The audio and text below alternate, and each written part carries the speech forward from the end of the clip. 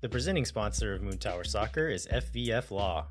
To find out what makes FVF a different kind of injury law firm, you can visit fvf.law. Hello, friends. Thanks for listening to Moon Tower Soccer. This week, we'll review Austin's loss in the season finale in San Jose, and then we'll preview the MLS playoff series versus LAFC and cover a few other pieces of Austin FC news. My name's Landon, and I'm joined once again by Mr. Jeremiah Bentley. Hey, everybody, I'm Jeremiah Bentley. And Landon, you were joined by Jeremiah Bentley last week too, right? But just under a different persona there? Yeah, I had a little name slip at one point, and I always joke that we're an old married couple, and that whenever someone else is around, I'm bound to call them your name at some point.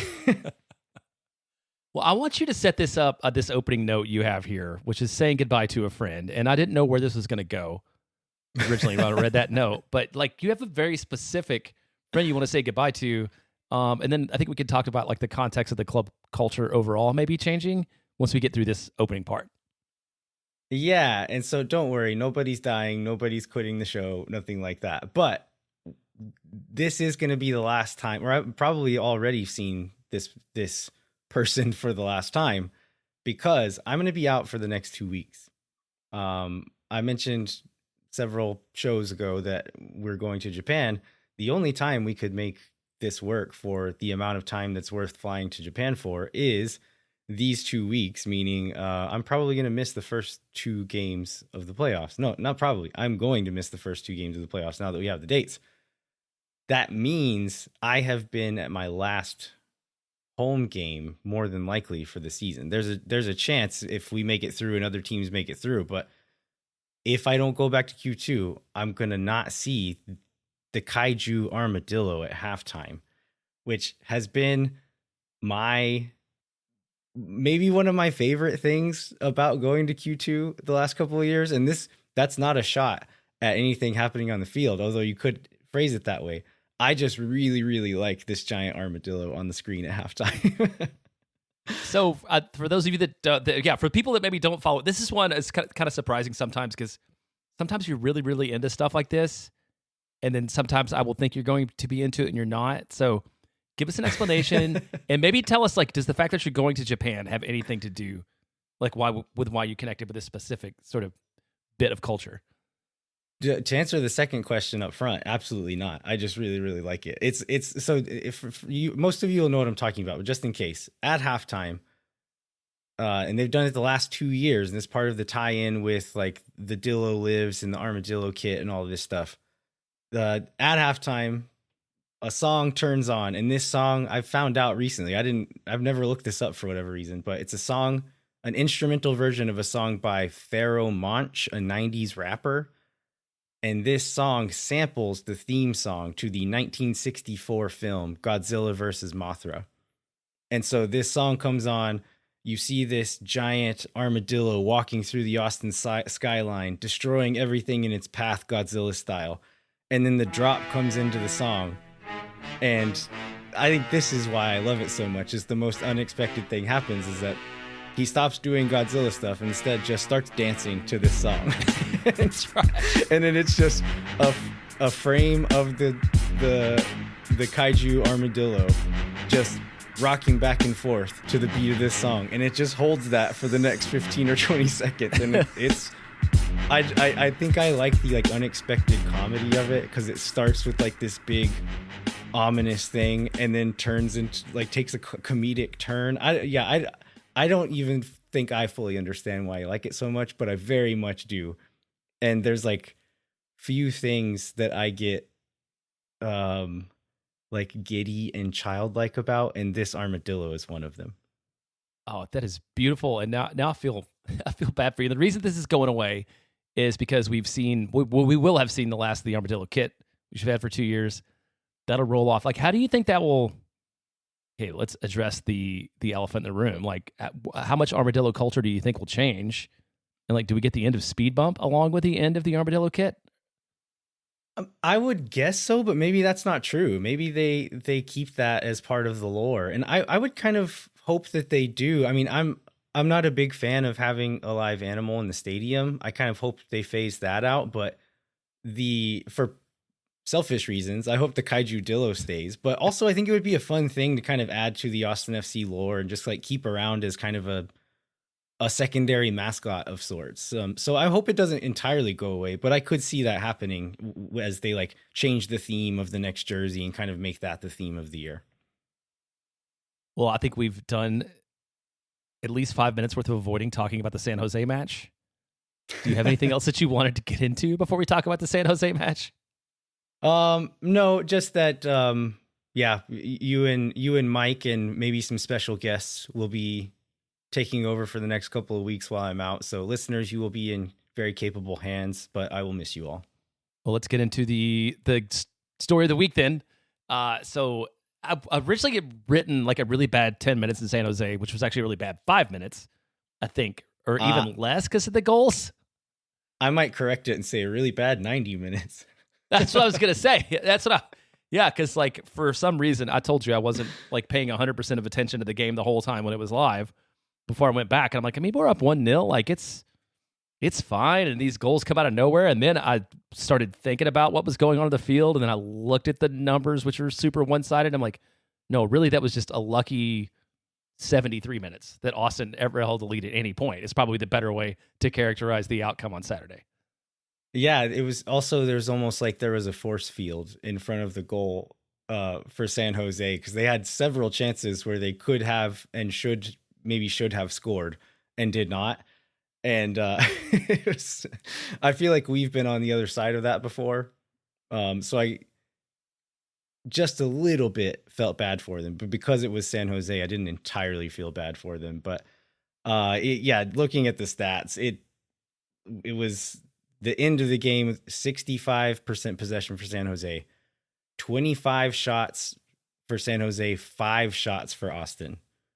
And then the XG ended 2.46 to 0.37. And when you look at that game and just like how the game went, to see that Austin was leading for that long, it was very incongruous with what the numbers were saying. Yeah, and the thing about the people missing the chances is like one thing that you will always know about San Jose is like they got dudes who are scoring goals, and they've scored goals all year long. That's not really been their problem at all. So this is not a case of, you know, Mirto Ozuni and Brendan Vasquez like trying to find their scoring form. Like San Jose has been there, and just on this night didn't get it until it mattered. Ultimately, the results don't matter, I guess, for Austin or San Jose, right? It's like Austin comes in 6th, most likely outcome being that they would play LAFC in the first round away, come out of it with a match with LAFC in the first round away, and then San Jose, because of the results that I think the RSL St. Louis match, you know, they had something to play for. They thought they might have something to play for, but they ultimately did not, and they ended up missing the playoffs too. Yeah, they needed quite a bit of help. So I think they needed to win, and then they needed 2 of 3 other things to happen for them to get into the wild card game. None of those 3 things happened for them. Dallas did not lose. Colorado did not lose, and RSL did not lose. And they needed at least 2 of those things to happen. So unlucky break for them for sure, but again, I have a hard time feeling bad for them.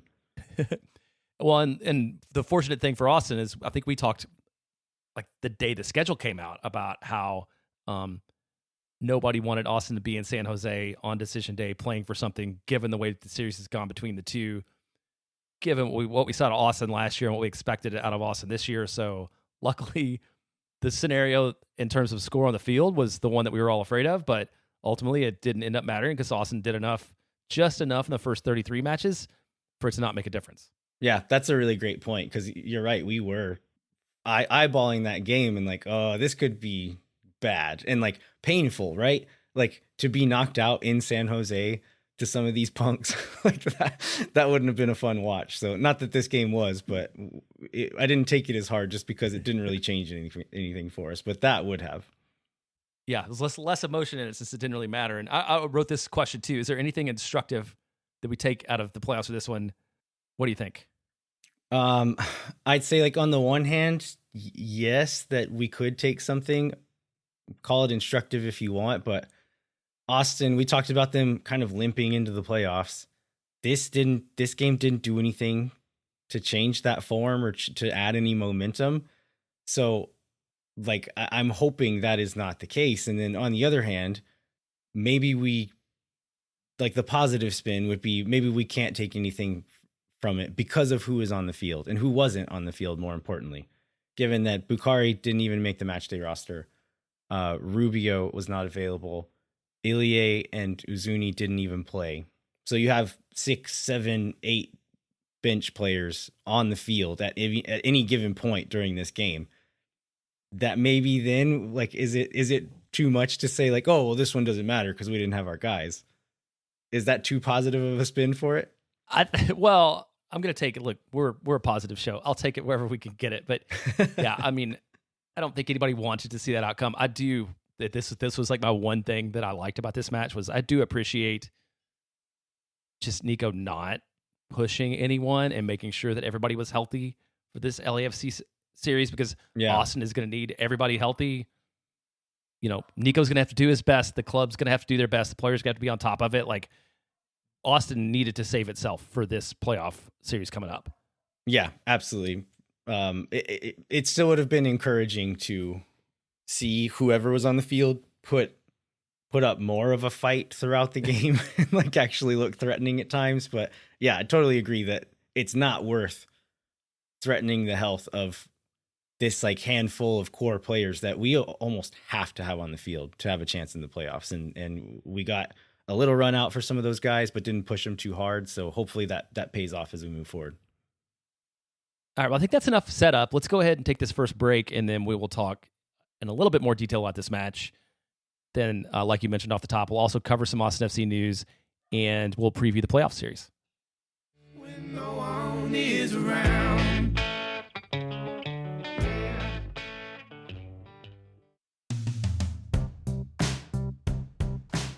Moontower Soccer is brought to you by our friends at FEF Law, the official injury lawyers of Austin FC. FEF is a different kind of personal injury law firm dedicated to community, transparency, and client education. And they have their own podcast called Summary Judgment, which you can check out wherever you get your podcasts. And again, today, I was at this event downtown for companies that like care about the community and make philanthropy part of their business strategy. And I was sitting on a panel with, they're not a sponsor, so it doesn't matter, other people from other companies. And Caitlin from FEF Law was also on the panel right after mine. Oh, nice. So again, it's great to see them out there doing good work. Yeah, anywhere you look, you'll spot an FEF person doing something that is positively benefiting this community. So that's great. You can go to fef.law to find out what makes FEF a different kind of injury law firm and why understanding your legal options can dramatically change the outcome of a case. Once again, that's fef.law. Amplify Credit Union is a member-owned financial cooperative that served the needs of Central Texans for over 5 decades. As a credit union, Amplify has no shareholders or parent companies. That means more of your money stays in the community. Amplify has been the home of fee-free banking since 2022. Their free checking accounts come with zero overdraft fees or minimum balance. That means Amplify's fee-free checking accounts help you get more mileage from your everyday spending. Amplify membership is open to any Texas resident. Learn to trust your bank again at Amplify Credit Union. And we are going to try to get confirmation of if they're going to have parking during the playoff games. So more on that by the next show. So there's not a game between now and the next show. So we'll try to get that confirmed by then. But in order to stay tuned, listen to the show. But you can also go to www.goamplify.com/moontower-soccer and look for that game there as it approaches. And if it's available, it will be shown there. Moontower Soccer is once again brought to you by Tony C's Pizza and Beer Garden, serving New York-style pizza and authentic Italian. Now open in Kyle at Kohler's Crossing, in Round Rock in front of Del Diamond, and on Anderson Lane near Shoal Creek Boulevard. Tony C's is Austin-owned and operated. The Anderson Lane Beer Garden is just 2 miles from Q2 Stadium. Stop by for a pizza and a pint before all this year's home games. You can also bring in the whole family for lunch or dinner. You can pick it up. You can dine in. I did get to the Anderson Lane location to grab the pizza of the month. It was just as good as I thought it would be from reading the description and seeing it on Instagram. So it is the pizza Polly, marinara, fresh mozzarella, burrata, basil, and prosciutto crudo. Delightful. Definitely you should go eat that. Sounds great. Remember that Tony C's has 2 for Tuesday, where you can get 2 pizzas for the price of 1 every Tuesday, and Pitcher Perfect Thursday, where you can get half-price pitchers of beer every Thursday. Visit them online at TonyC'sBeerGarden.com.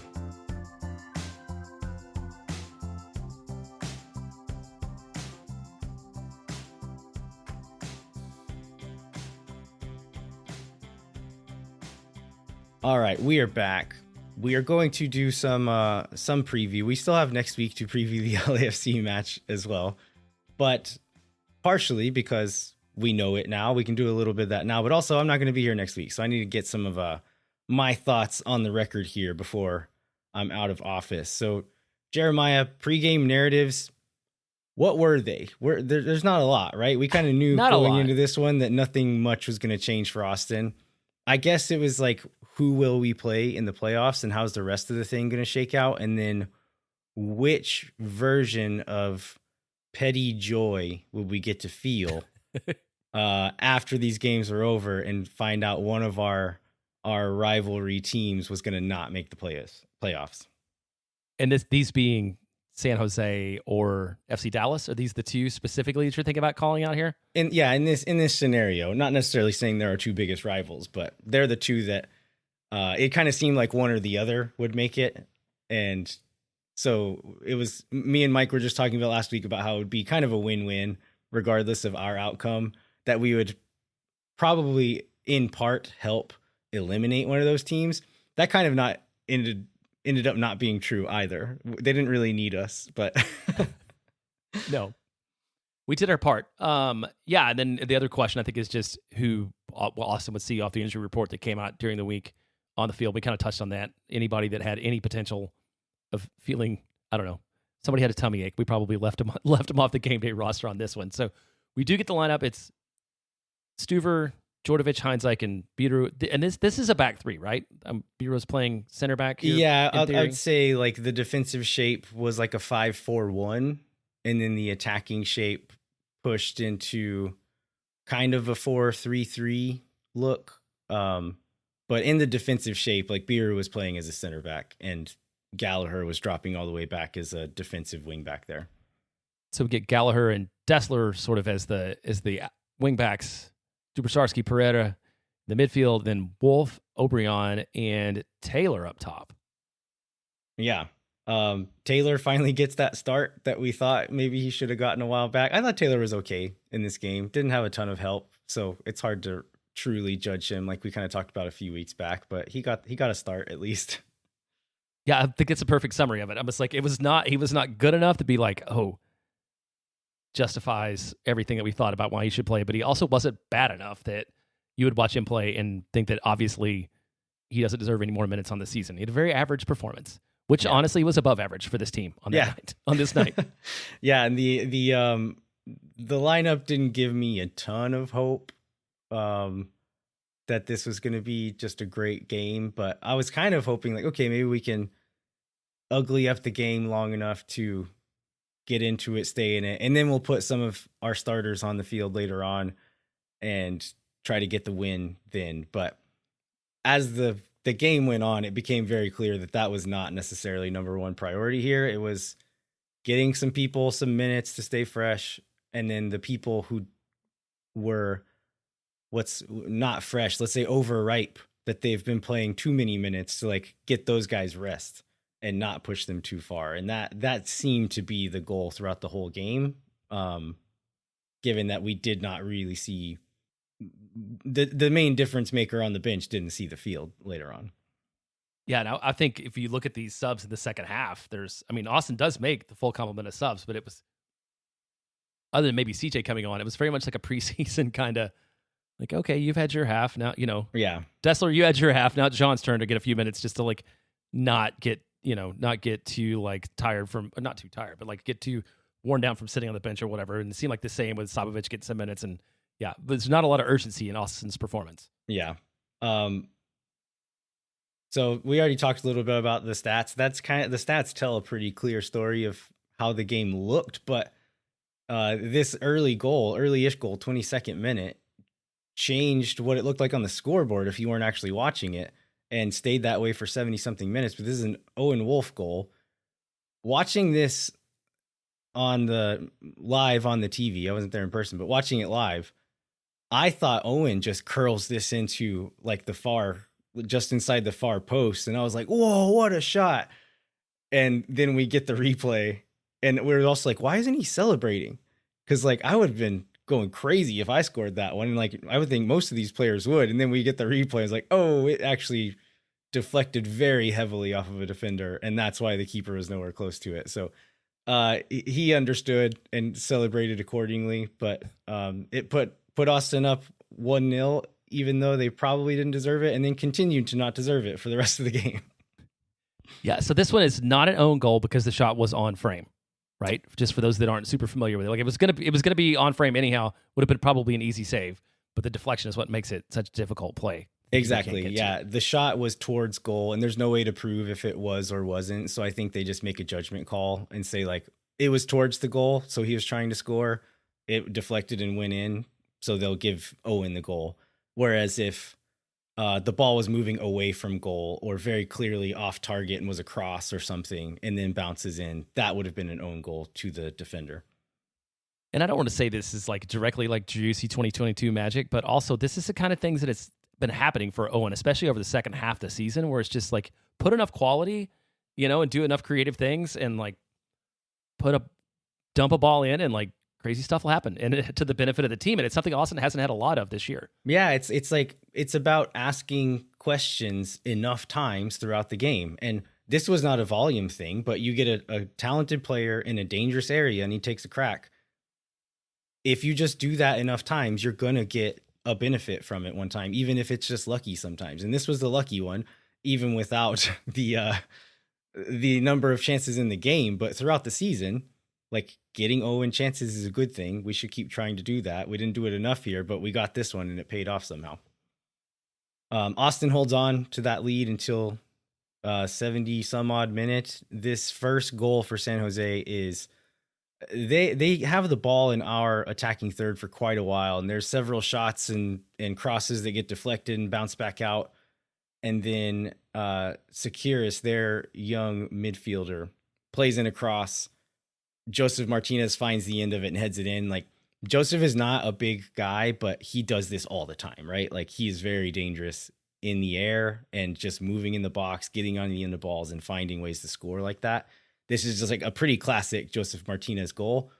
I'll say like maybe Biru could have done a bit better to track him and put him off, but there was a lot of like collectively the team needed to get the ball out faster than that and not let them get a fourth or fifth bite at the apple there. Yeah, man. I mean, shout out to Joseph Martinez, who I think people have thought for 4 years now or was washed up.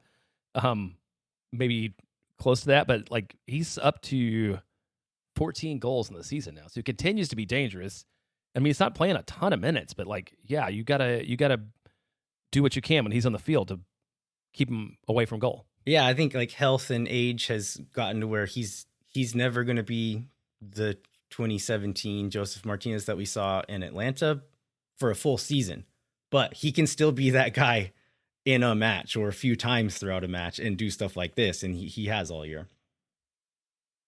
The other thing I loved about that, I forgot about this, like the shots that were blocked before, the opportunities that didn't go through were Preston Judd ones. And like every time Preston Judd fails even a little bit, it brings me joy.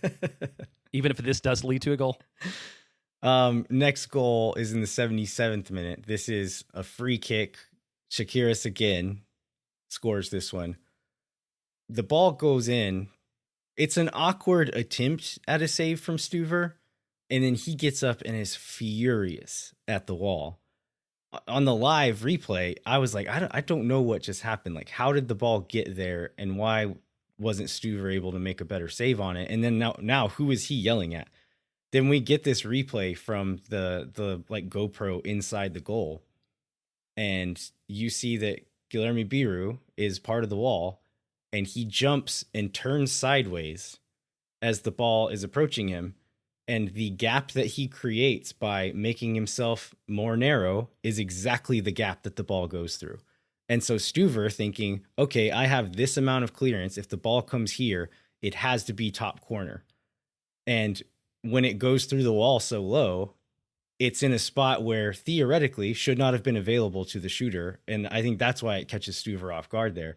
But like Biru, man, he gave up the foul to give up that free kick as well.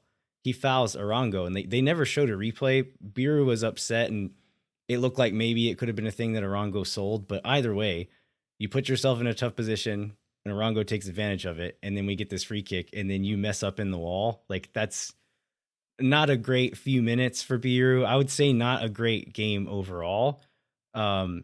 Just mentally, we'll get into other things later on in the game, but I think this is kind of a symptom of players coming into the game knowing that it quote unquote doesn't matter.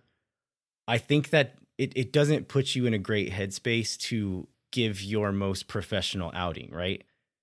And so it like, you can say that's a positive, that, okay, well, you don't have to be turned on. You don't have to be so stressed in that moment, but you kind of want to be tempering yourself that way for the playoffs. And if you don't come in fully focused in this game, it's going to be harder to turn it on for the playoffs. So I think that's a downside of this game not really mattering for Austin. Yeah, and I feel like Biru does not really have like a middle ground. He's either really, really good and does really, really good things, or really, really bad and does really, really bad things. And sometimes and they tend to be this sort of mental lapse things when they're bad, and they happen often for both good and bad, in the same match sometimes. But it just feels like, I think at this point, like, this is the player that he is, and you just kind of learn that you have to live with that and like work around it, because it doesn't seem like something that he's been here long enough that's going to get fixed or fundamentally change. Yeah. The rest of the game, like, nothing much happens that makes you think it's going to change. Austin plays a few long balls that I think they played Kolmanich through a couple of times where he was into space, but he was offside both times. There's some balls over the top for CJ where he almost gets a little like scorpion back heel flick, but it bounces off the keeper's chest and turns into nothing. But those, like, I wouldn't even call them half chances, quarter chances, were the only thing we had for the rest of the game. Yeah, and like we talked about, like, the subs weren't really strategic subs. CJ comes in and sometimes makes some late game magic. It doesn't have it in him for this match, maybe largely because of everybody around him. There's not a lot of like service or anything he can do at this point. Exactly. Yeah, not much support. We're not able to keep the ball. And I don't think we walked through all of the subs, but Sabovic came on for what were the halftime subs? The halftime subs are Sabovic for Pereira, right? Owen. For Owen. Okay. Yeah. And then John for Dessler. Okay. So yeah, Sabovic and Dubersarski were the deeper midfielders, with Danny playing a bit further forward where Owen was. And then Gallagher switches to the right. Coleman just goes to the left. And so that's the halftime subs. Then we get center back. You get your center back subs at 63. Both out. Well, both the traditional center backs. Yeah. Out.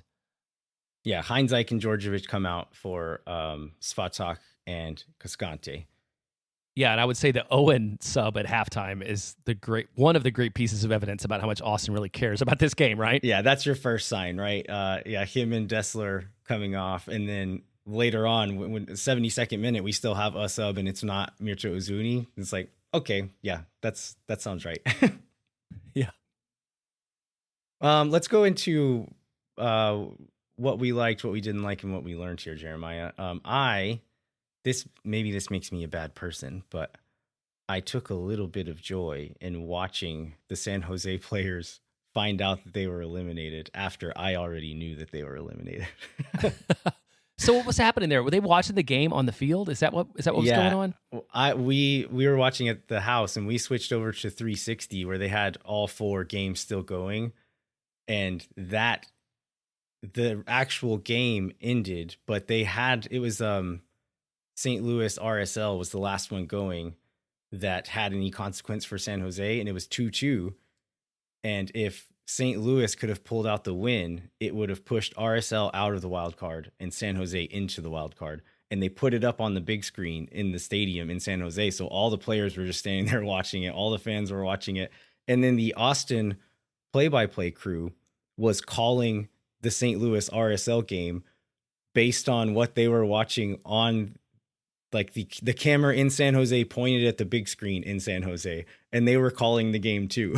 So that was a funny little meta moment. But we could see on the other screen that game was already over, and it was like another 30 seconds before it was over on the screen in San Jose, and they were just showing close-ups of all the San Jose players, and some of them made me a little sad, but some of them I took a joy that I'm not proud of in watching them be so upset. You got to take it where you can find it, man, especially now that you're losing your armadillo at halftime. Yeah, I think we've talked about this maybe twice now. Sitting out anybody that had the slightest knock and saving everybody for the LAFC series. It has to be the best thing that comes out of this match on the night. Yeah. Next one I have on things we liked is Matej Djordjevic did not get called for a handball in the box, where based on every soccer game I've ever watched, I feel like he maybe should have been called for one. Yeah, I forgot about that. Yeah, lucky. I mean, it doesn't matter in the ultimate result, but yes, fortunate for Austin on that one. We've had a lot of theoretical conversations about refereeing and like what's the right call to make here.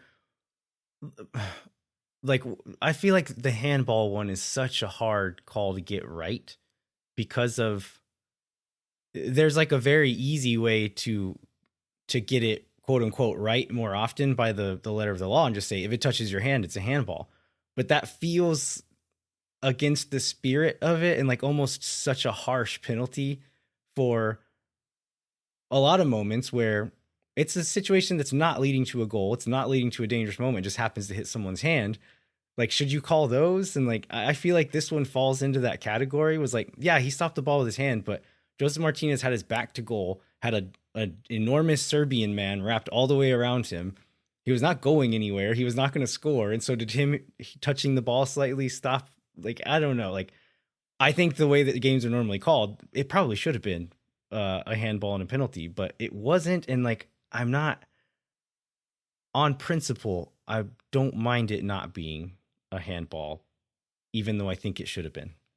I think just one of these things you see in the modern game is these guys like contort themselves so much to like keep out of this situation that it seems unfair when they don't, right? Because these guys' arms are like, usually there's anywhere that's dangerous at all, like their arms are tucked behind their back and they're like leaning to stay out of the way of the ball and stuff. Like, it feels like it's just too far, just because I think you're probably right, because like it's such a harsh call when it happens, and there's such a great chance that the PK is going to go in, and like you really have to go out of your way to avoid it.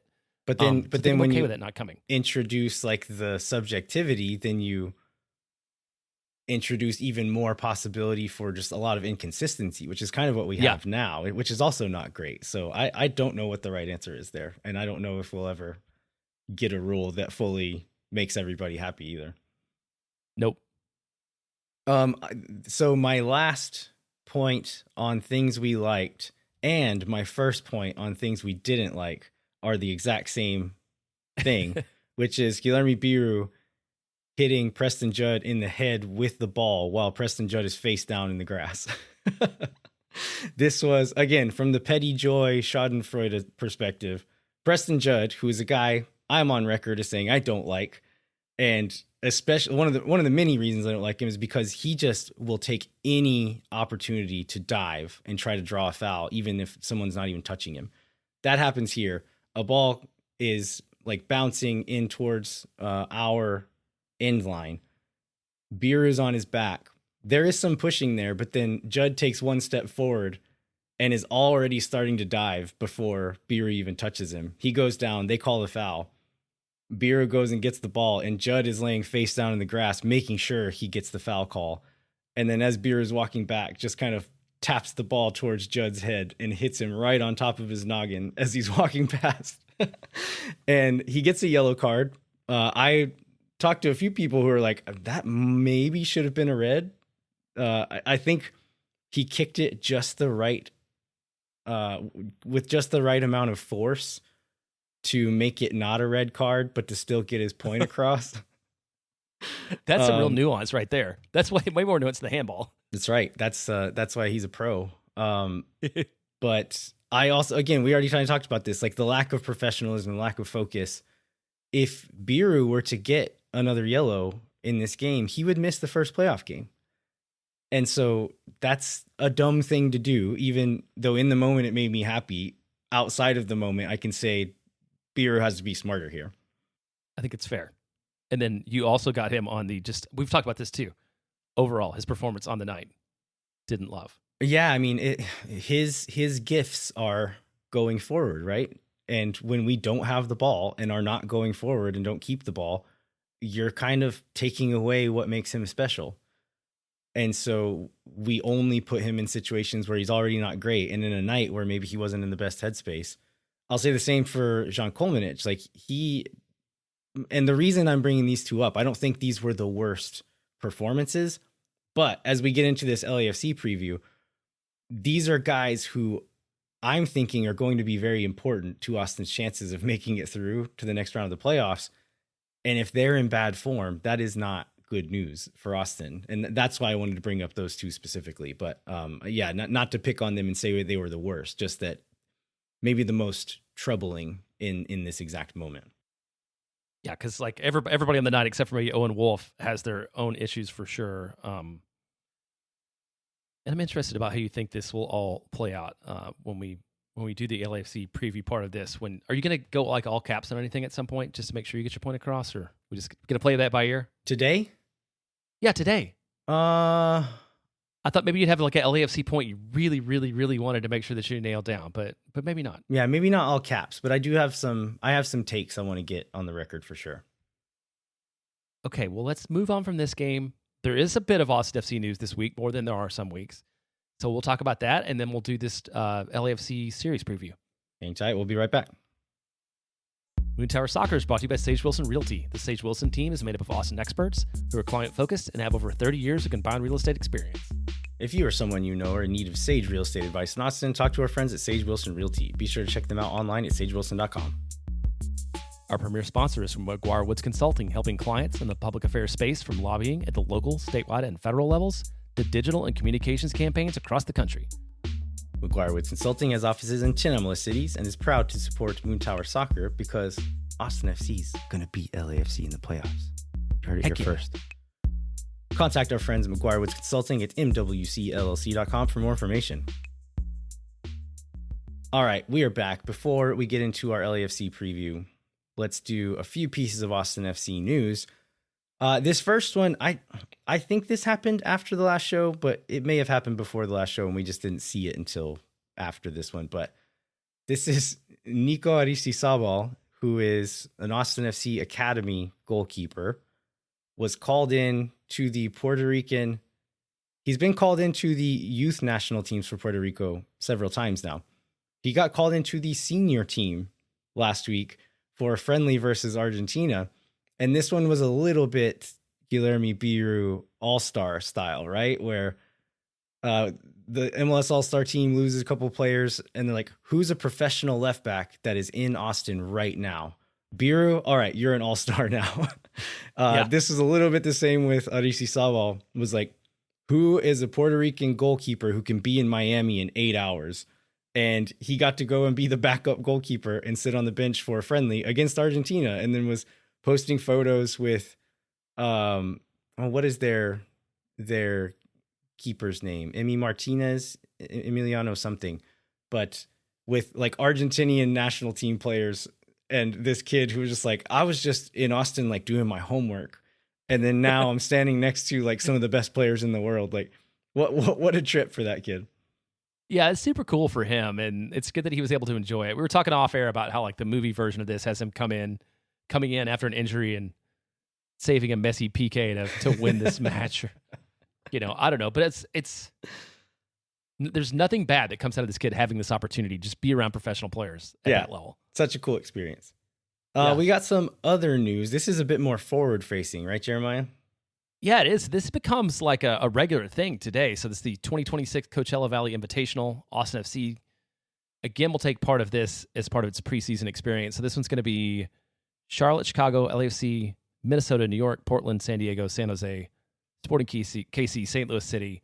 I think Phil's been to this a couple times. I think I had a friend that was just like in Coachella randomly and like ended up like hanging out with Chicago Fire because they were at the same hotel last year. Like It's a pretty cool tournament. I think it's just a good chance for Austin to get to predictable, decent weather in February. So good for them to be able to go and do that. Yeah, I'd really love to go and like be there sometime. Just that part of the world is nice to be in for the most part. If you catch decent weather, which is almost always decent weather and sunny.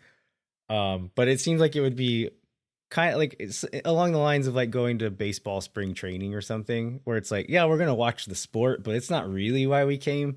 Yeah, that would be a fun little trip to do. it would be. I cannot imagine Brandy Bentley being like super on board with me disappearing for 2 weeks to go watch preseason soccer in California. What you do is take her with. You rent a house in Palm Springs, and she stays by the pool while you're out watching soccer. Okay, yeah. She never listens, but I'm gonna try to remember this pitch. Well, I think this next, so we get news. There's a playoff party. So like I think we can transition into talking about the playoff game. So on Wednesday, the 22nd, so the Wednesday of this week, Austin FC announced they're going to host a playoff party presented by SeatGeek at Mohawk in downtown Austin. Have Austin-based rock band Nether Hour, along with several other bands, including La Murga, play. Free to attend. Everybody's welcome. If you get the chance and you're around, like go celebrate this accomplishment, which I don't think we talked about this yet, but this week yet, but like this is still like the second best season Austin FC has ever had. So yeah, this is your chance to, we get so wrapped up in sort of the form and where Austin left points behind and maybe how Austin hasn't scored a ton this year, but like just find some joy, go party. Yeah. I was talking to our buddy Derek Ensign the other day about like how the season feels, even though like earlier in the season, I don't remember my exact predictions, but I think my like best case scenario this season was Austin finishing 5th. And so to have them finish 6th with like a few results, maybe putting them into 5th, I don't feel as good as I thought I would, because of just like the ups and downs and like the way we won some of the games and all that. But all that aside, like celebrate, like it's fun, have fun, experience joy in your life. And this is a nice little opportunity to do that. Yeah, that's what this game is supposed to be, right? It's supposed to be like joy and escapism a little bit, even though we care a lot about it. Well, let's get into the bracket itself. So also on Wednesday night, we get the play-in match in the Western Conference between Portland and RSL, which will decide who plays against San Diego in the first round of the West. In the East, we get Chicago and Orlando, with the winner of that one facing the Philadelphia Union. For Austin, this series will be in LA on October 29th at 9:30. Back in Austin on Sunday the 2nd at 7:30. And then if necessary, I think we have to hope if necessary, because it seems like hope beyond hope that Austin would sweep the first 2 matches. The return match in LA, game 3, is on November 8th. So got a little bit of time here for Austin to do what it can to play up against LAFC. Yeah, Mike I was telling him that I'm going to miss the first 2 games. And he's like, well, we're only going to need 2 games. And then somebody else standing there was like, oh, well, you're going to miss the whole playoff series then. So, in true Mike fashion, best team in the world, right? We're going to sweep them in 2. But we talked about this a little bit last week or the week before about Austin finishing in 6th as opposed to 7th and why that matters. So if we are able to make it through to the next round, like any round from here, it's higher seed hosts. And so there's actually some teams below us now that if they make it through and we make it through, we could host. And so it's set up for a rematch of Austin hosting Dallas for a single game elimination game in Austin. Like that would be cool. And so I know that they don't probably need much motivation to want to win these games against LAFC. That's motivation in itself, but to get the chance to beat Dallas at home in the playoffs again would be really great. It would be. And let's, like, I don't know, can we pull for Dallas? I feel like going to Vancouver is a recipe for disaster. Oh, no, absolutely pulling for Dallas in this one. Okay. Yeah. Well, it depends. I think if it looks like we're not going to make it through, that is when my alliances switch and I want Dallas to get embarrassed. But if we're going to make it through, I want Dallas to make it through. Okay. Well, let's, so if we talked a little bit about the form, LAFC 6-1-1 in their final 8. Austin's lost 4 of the last 6. But that one loss was a 1-0 loss to Austin. Just ignore who was available or not available for LA to play in that match. And let's just say Austin has straight up beat LA this month, 1-0. And I was surprised to see this, but all time, the record is 4-2-4. So it's completely even with 4 wins, 4 losses, 2 draws for both teams.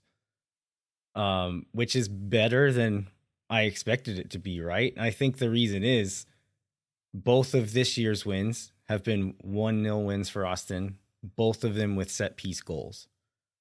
And that has been how some of the wins have been for us. Some of the other wins were quite good historically, but then the losses to LAFC have been bad thumpings right? at times. And so I think that's why I was surprised to see the record that even, because it doesn't always feel that even, right? No, not at all. And I think if you look at the rosters, if you look at sort of the notoriety of the clubs, if you look at the profile of the clubs, like you would expect there to be a huge gap between these two. And I remember, Austin going to LA and like seeing every star in the world, like, in the stands for LAFC, playing against little Austin. So I think that's where it seems like it should be a bigger difference than it is. This will be Austin's first time contending with Son and Bouanga, which is a tall order for everybody.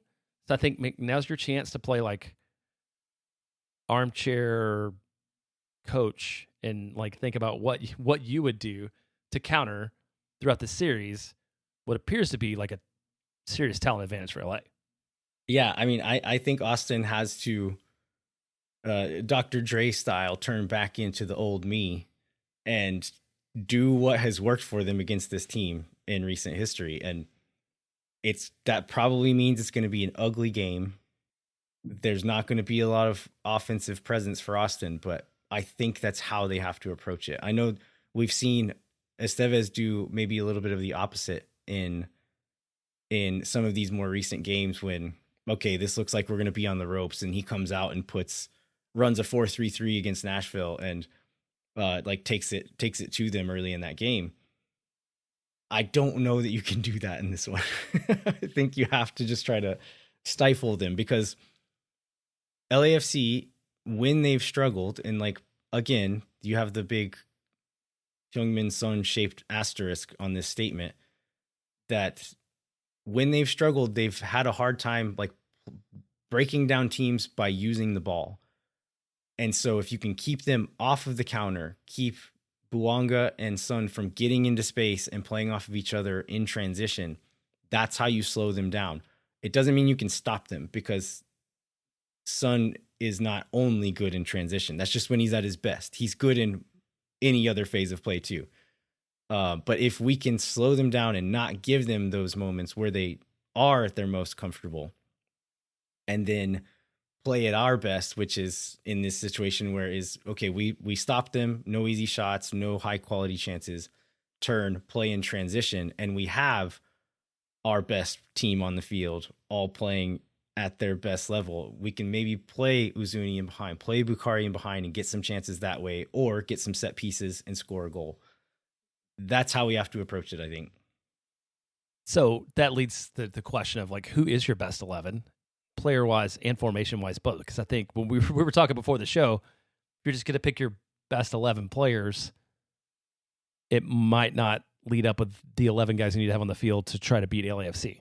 Right. And in the shape that we need, because I'm saying we essentially have to play a back 5 defensively. So that already limits who you can put on there. And there are options, but those options take away options further up the field because of the numbers, right? So I want to see a back 5. So Brandon Heinzike, and this one I don't feel as passionate about. I could see several combination center backs. I think I want to see Heinzike and Svatak. The two guys who have played the best over the longest period of time and have more experience. Djordjevic has been good. I've liked a lot of what I've seen from him, but I feel like you go with experience in this game if it's close performance-wise, and I think it is. So I then want to see this San Jose game made me question this a little bit, but Guilherme Biru is that left center back in the defensive shape. And the reason being, if you wanted to go more defensive, you could just say put 3 real center backs in those spots. But if we're going to play out and try to use the ball at all, having Biru there on the back line and then able to like flex into midfield and make those little underlapping runs, he can act as a little bit of a midfielder in those moments and can help you keep the ball, can help you progress the ball at times in a way that maybe another center back wouldn't. This one is maybe the most controversial one. Is I want to see Jean Kolmanich start at left wing back. And I think, again, like defensively, he's shown lapses. In this San Jose game, Benji Kukanovic almost scores by ghosting in on the backside past Kolmanich. Kolmanich never knew he was there. And that's unsettling. But again, if we're going to score, I could see one of the ways we do it is Kolmanich playing an early cross for Bukhari to run into on the backside, or by having Kolmanich on the field, he can take set pieces, he can take corners, and you get Owen. I think he's better at service than Owen is, but then you get Owen in the box as well. So it's kind of a double win there. And I like if we've only scored on them on set pieces this year, putting Kolmanich on the field for that reason alone might be worth it, right? Yeah, and that's another thing we talk a little bit about, but maybe not enough about, is like the reason, like Owen Wolf's ability to be one of Austin's most dangerous players when he's not taking a set piece. So I'm very clear. So the 2 guys that you feel like had the most disappointing performances against San Jose are the 2 guys that you want on the field in this match against LAFC against a team that's far superior. Correct. That's what I'm saying. Okay, cool. Go for it. Then I want Danny and Ilie as your deeper midfielders. And then the front 3 to be Owen, Uzuni, Bukhari. And then Owen will, of course, be flexing into midfield, playing as more of a 10. Bukhari will be a true winger playing wide. And then Kolmanich would push up high and be your width on the left side when we have the ball. The couple of things that have me questioning here is like, okay, if we're not going to have as much of the ball, can you justify putting Biru as a center back? Maybe you put a more defensive setup and you either put Biru at that wing back and leave Kolmanich off, or leave Biru out and let Kolmanich start out there. I could see that happening as well. The other question I have is like in Austin's best games period this year, and then in a lot of moments where we've looked really good in transition, it's been when Diego Rubio has been on the field. And if we play a back 5 and everyone's healthy, I have a hard time finding a natural way to get him on the field.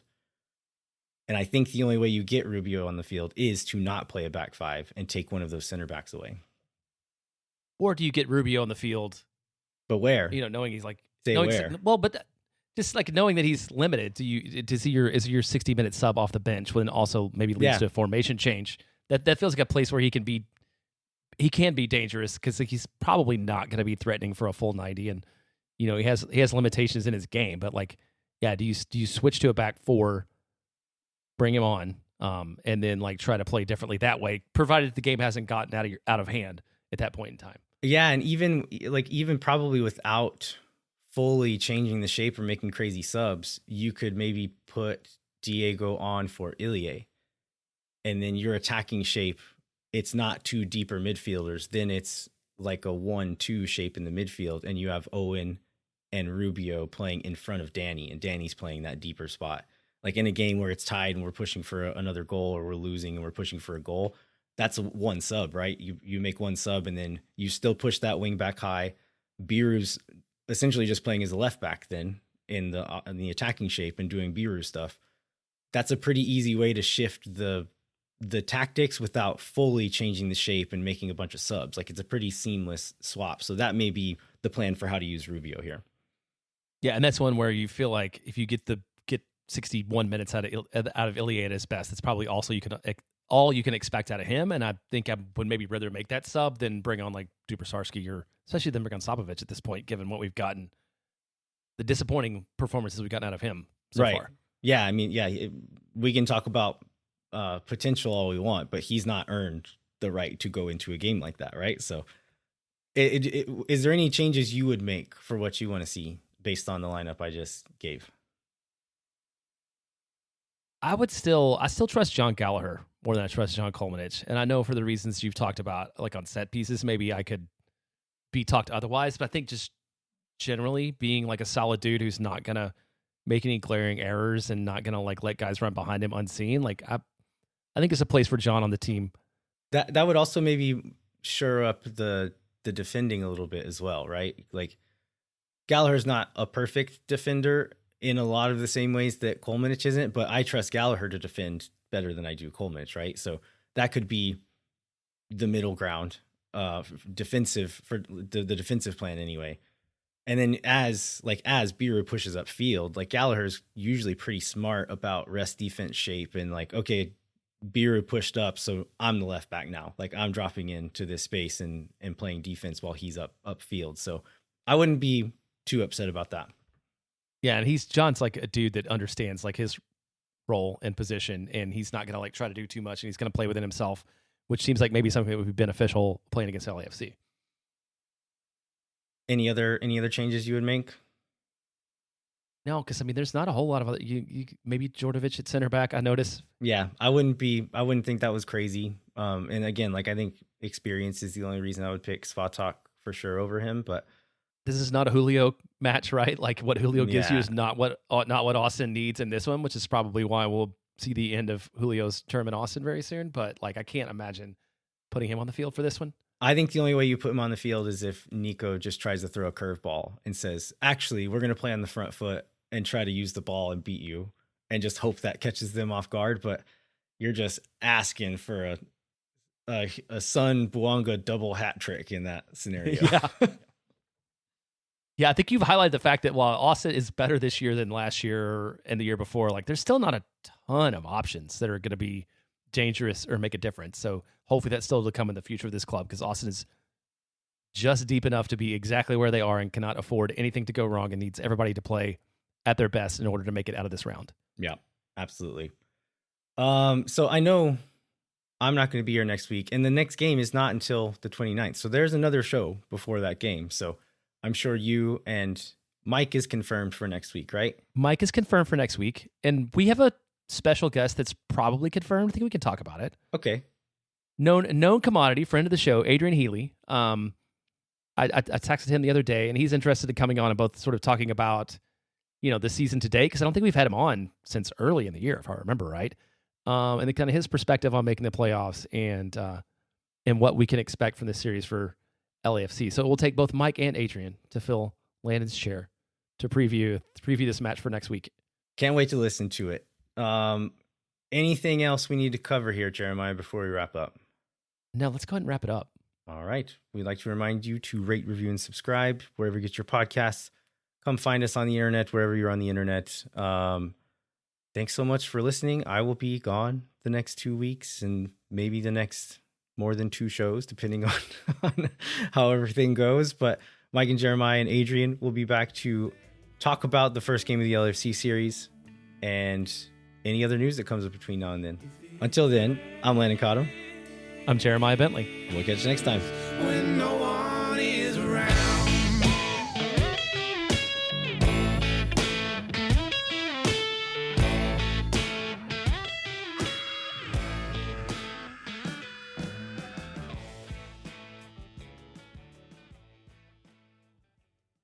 Think for nothing, you never. La gente. Oh my God. Zula the Chup Boom Boom sauce. Yeah.